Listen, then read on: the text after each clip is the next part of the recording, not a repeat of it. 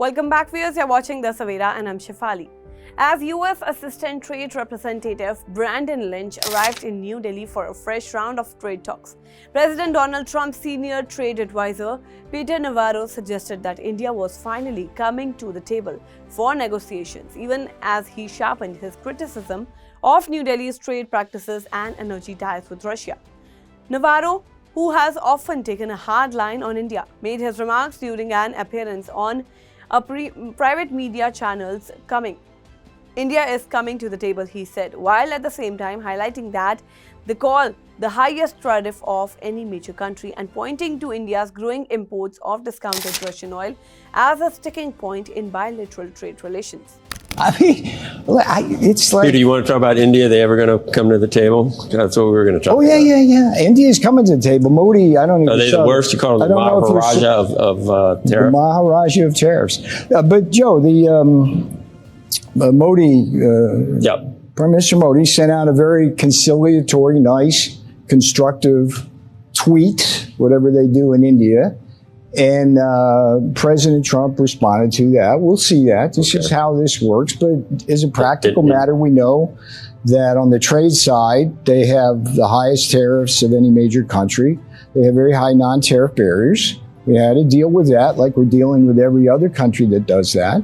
And by the way, there's this issue of India buying Russian oil, which it never did. You understand this? Yeah, it never did. I didn't realize that before 2022.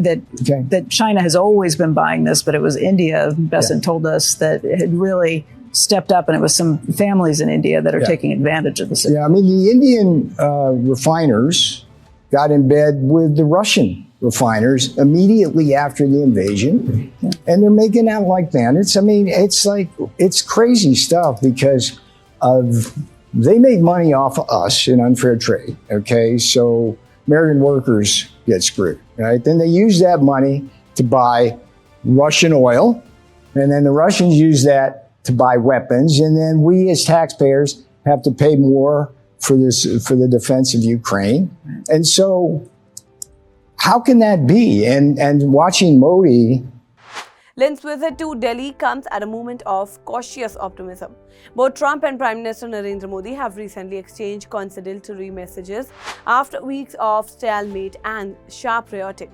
On September 9, Trump posted on Truth social media that trade discussions with India were continuing and that he was certain of a successful outcome for both of our great countries, while others describing Modi as a great friend.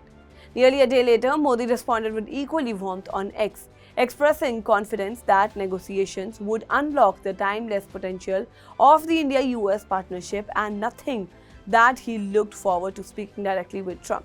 Navarro acknowledged these exchanges, though he appeared to mistake these sequence on air. Navarro, a long-time critic of India's trade policies, repeated the charge that New Delhi maintains excessive tariffs and non-tariff barriers. In a half-joking reference, his interview reminded him of his earlier description of India as the Maharaja of tariffs. Look, Modi's a great leader. I don't understand why he's getting to bed with Putin and Xi Jinping when he's the biggest democracy in the world. So I would just simply say to the Indian people, please understand what's going on here. You got Brahmins profiteering at the expense of the Indian people. We need that to stop. Yeah. He also turned his attention to India's oil purchases from Russia since the start of the Ukraine war, accusing India refiners of profiting from discounted crude while indirectly fueling Moscow's war machine. India refiners got in bed with the Russian machinery immediately after the invasion, and they are making that like bandits, he alleged. Now, according to Navarro, the revenues Russia earned from selling oil to India ultimately translate into Moscow's ability to purchase weapons, costs that, he argued, are directly borne to US taxpayers because Washington continues to arm Ukraine. Now, on Modi's global posture, Navarro further claimed that Modi appeared uncomfortable sharing a stage with Chinese President Xi Jinping and Russian President Vladimir Putin during last month's summit in Tianjin. Watching Modi on the stage with China which has been its long-time existential threat. And Putin, that was an interesting stretch. I don't think he felt comfortable, Navarro remarked. Bringing up tariffs. Yeah. We got India today. Let's do that. 50%. Are we actually in talks with India right now? Is there a potential for a deal to change that number? Look, it's real easy. India can get 25% off tomorrow if it stops buying Russian oil and helping to feed the war machine. Not sending that signal. They're not. And look, here's the thing. I'm puzzled, okay? Because Modi's a great leader. These people this is a mature democracy with intelligent people running it.